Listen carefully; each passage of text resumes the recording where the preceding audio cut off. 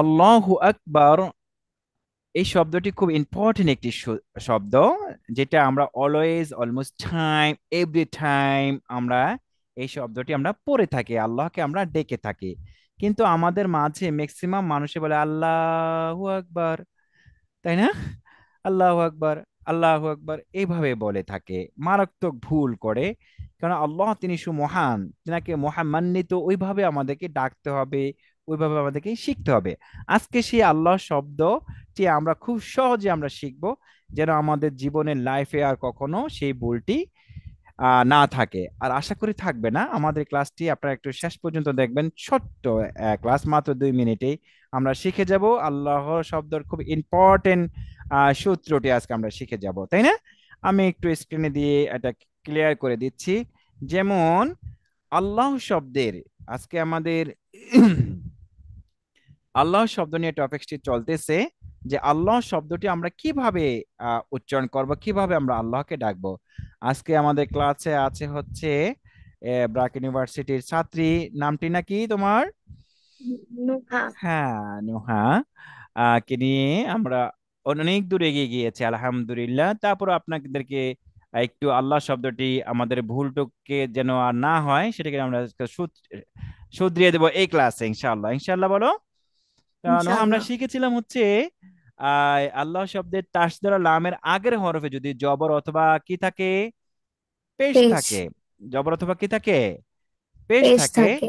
তখন আল্লাহ শব্দের লামটিকে কি করে পড়তে হবে বলো তো দেখি?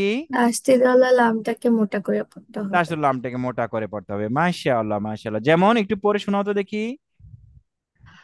আল্লাহু আকবর।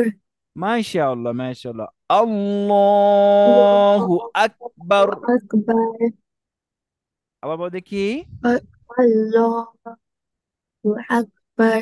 মাশাআল্লাহ। এখন আর আমরা নামাজে আল্লাহু আকবার, আল্লাহু আকবার এইভাবে আর আমরা বলবো না, যেহেতু আমরা এখন গ্রামারলি আমরা ওয়ার্ডটি আমরা শিখে গেলাম। তারপর দেখো নেক্সট আছে কি, হুমুল্লাহ। হুমুল্লাহ, এখানে আল্লাহ শব্দের তাসদীর লামের আগের হরফে পেশ আছে, কি আছে? একটা হরফে পেশ আছে। পেশ আছে। এখন কি হুমুল্লাহ হবে নাকি হুমুল্লাহ হবে? আল্লাহ। গুড, মাশাআল্লাহ, মাশাআল্লাহ। তারপরে নেক্সট সেন্টেন্সটি দেখো, আস্তাগফিরুল্লাহ। আস্তাগফিরুল্লাহ। কি হবে? আস্তাগফিরুল্লাহ। অনেকে কি বলে জানো? আস্তাগফিরুল্লাহ, আস্তাগফিরুল্লাহ। অনেকে বলে অস্তাগফিরুল্লাহ, অস্তাগফিরুল্লাহ। যে মহান আল্লাহ সুবহানাহু ওয়া তাআলার কাছে আমরা ক্ষমা চাচ্ছি, ক্ষমা আমরা চাবো, সেটা কিভাবে চাবো সেটাও আমরা জানি না, বলে আস্তাগফিরুল্লাহ।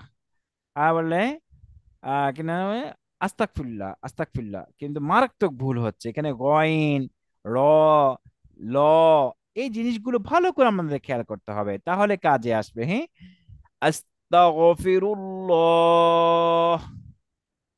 আস্তাগফিরুল্লাহ। মাশাআল্লাহ, মাশাআল্লাহ। আরেকবার বল দেখি। আস্তাগফিরুল্লাহ। হ্যাঁ, মাশাআল্লাহ। আর আমরা আস্তাগফিরুল্লাহ আর এভাবে বলবো না। হ্যাঁ, আর এভাবে আমরা বলবো না। তারপরটা বলে কি দেখি, কুল হুয়াল্লাহু আহাদ। আল্লাহু আহাদ। বল দেখি, কুল। কুল কুল হুয়াল্লাহু আহাদ।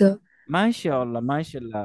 অনেক বড় কুল ফল্লাহু আহাদ এভাবে পড়ে, মারাত্মক ভুল হবে। হ্যাঁ, কুল হুয়াল্লাহ, যেন আল্লাহ শব্দের আগের হরফ আমরা কি পেয়েছি, জবর পেয়েছি, সেই জন্য এখানে লামটিকে মোটা করে পড়তে হবে।